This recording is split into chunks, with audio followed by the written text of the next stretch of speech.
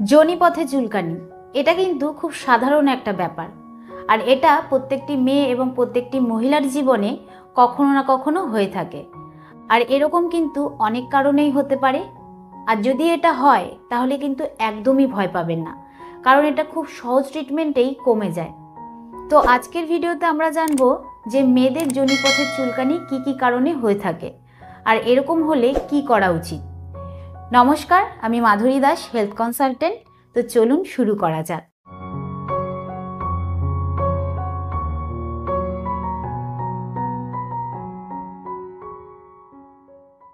আমাদের যোনিপথের প্রোটেকশনের জন্য কিন্তু অনেক উপকারী ব্যাকটেরিয়া থাকে। কখনো কখনো ভ্যাজাইনা বেশি পরিষ্কার করার ফলে এই উপকারী ব্যাকটেরিয়াগুলো মরে যায়। তখন কিন্তু বাইরের যে সংক্রমণ রয়েছে সেটা আমাদের যোনিপথে আক্রমণ করে।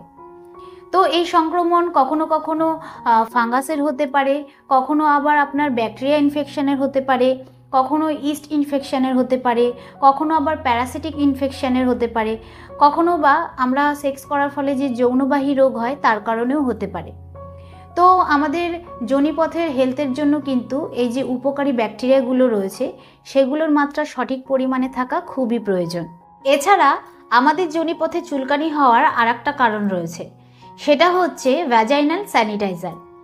আজকাল মার্কেটে নানান ধরনের প্রোডাক্ট বেরিয়ে গেছে যেগুলো দিয়ে ভ্যাজাইনা ওয়াশ করা যায়।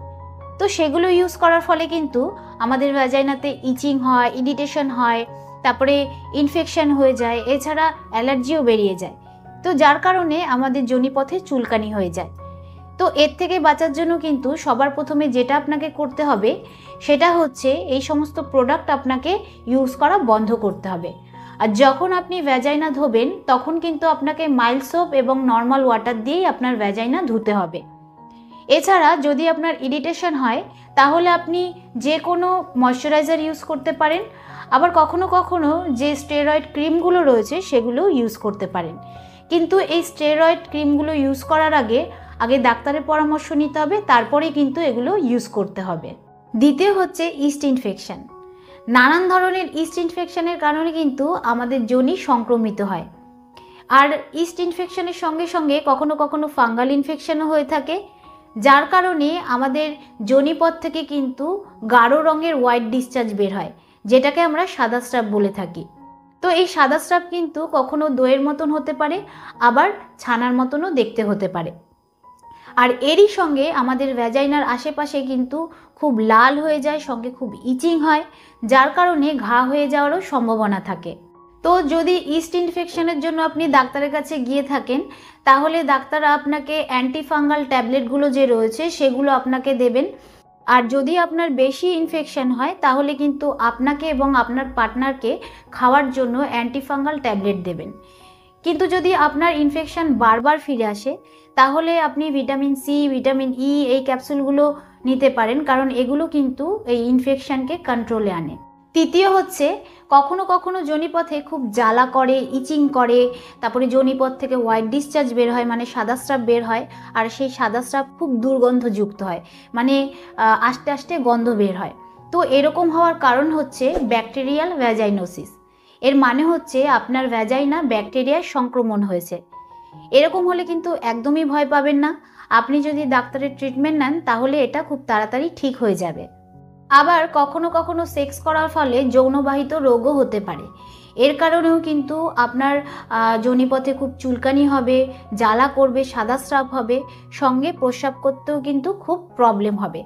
তো এরকম অবস্থাতে যদি আপনি আপনার ডাক্তারের ট্রিটমেন্ট নেন তাহলে কিন্তু ডাক্তার আপনাকে অ্যান্টিবায়োটিক দেবে, আর সেটা খেলে কিন্তু আপনার ইনফেকশন ঠিক হয়ে যাবে।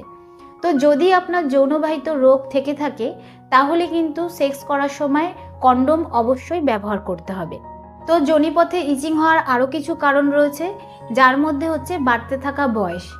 যখন আমাদের পিরিয়ড হয়, মানে যখন আমাদের মাসিক হয়, তখন কিন্তু আমাদের শরীরে উৎপন্ন হওয়া ইস্ট্রোজেন হরমোনের মাত্রা অনেক কমে যায়। আর যখন ইস্ট্রোজেন হরমোনের মাত্রা কমে যায় তখন কিন্তু আমাদের ভ্যাজাইনা ড্রাই হয়ে যায়, আর এতে কিন্তু ইনফেকশন হওয়ার চান্স অনেক বেড়ে যায়। এছাড়া যদি আপনার যোনিপথে স্কিনের সমস্যা থেকে থাকে, সেটা আপনার এক্সিমা হতে পারে, সেটা সোরিয়াসিসও হতে পারে। তো সেরকম কিছু হলে কিন্তু আপনার যোনিপথে ইচিং হবে। আবার যদি আমাদের পিউবিক এরিয়ায় ইনফেকশন হয়ে থাকে তাহলেও কিন্তু যোনিপথে চুলকানি হয়। তো আপনার যদি 1 সপ্তাহের বেশি সময় ধরে ইনফেকশন থাকে তাহলে কিন্তু একদমই দেরি করবেন না, যত তাড়াতাড়ি সম্ভব ডাক্তারের সঙ্গে দেখা করুন। ডাক্তার কিন্তু পরীক্ষা করে বলে দেবে যে এই চুলকানিটা আপনার কিসের জন্য হচ্ছে। তো আপনার যে ইনফেকশনই হয়ে থাকুক না কেন, আপনাকে কিন্তু প্রতিদিন অনেকটা করে জল খেতে হবে, মানে 3 থেকে 4 লিটার আপনাকে জল খেতে হবে। আর যখনই আপনি আপনার ভ্যাজাইনা ধোবেন তখন কিন্তু আপনাকে মাইল্ড সোপ এবং নর্মাল ওয়াটার দিয়েই ধুতে হবে। আর যখন আপনি পটি করবেন তখন কিন্তু আগে পেছন ধুয়ে তারপর সামনে আসবেন না, আগে সামনে ধোবেন তারপরে পেছনে ধোবেন। তো আমি আশা করব যে এই ভিডিওর দ্বারা আপনি উপকৃত হবেন। তো ভিডিওটা কীরকম লাগলো অবশ্যই কমেন্টে জানাবেন। আজকের মতন এতটুকুই, আবার দেখা হবে পরবর্তী ভিডিও নিয়ে।